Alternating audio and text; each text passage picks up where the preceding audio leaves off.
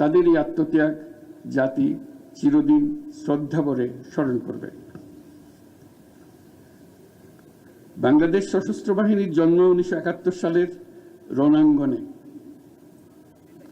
মুক্তিযুদ্ধ চলাকালীন সেনা, নৌ এবং বিমান বাহিনীর অকুতোভয় বীর সেনানীরা মুক্তিকামী আপামর জনসাধারণের সঙ্গে কাঁধে কাঁধ মিলিয়ে জল, স্থল ও আকাশপথে সম্মিলিতভাবে অপ্রতিরোধ্য আক্রমণ চালিয়েছিল। মুক্তিযুদ্ধকে বেগবান ও সুসংগঠিত করার লক্ষ্যে গঠিত বাংলাদেশ ফোর্সেসের অধীনে 11টি সেক্টর দেশের বিভিন্ন অংশ থেকে আসা মুক্তিযোদ্ধাদের সামরিক প্রশিক্ষণের পাশাপাশি গেরিলা প্রশিক্ষণ দিয়েছিল। 71 সালের 21শে নভেম্বর আমাদের সশস্ত্র বাহিনী যে যৌথ অভিযান শুরু করেছিল, 16ই ডিসেম্বর তা চূড়ান্ত বিজয়ে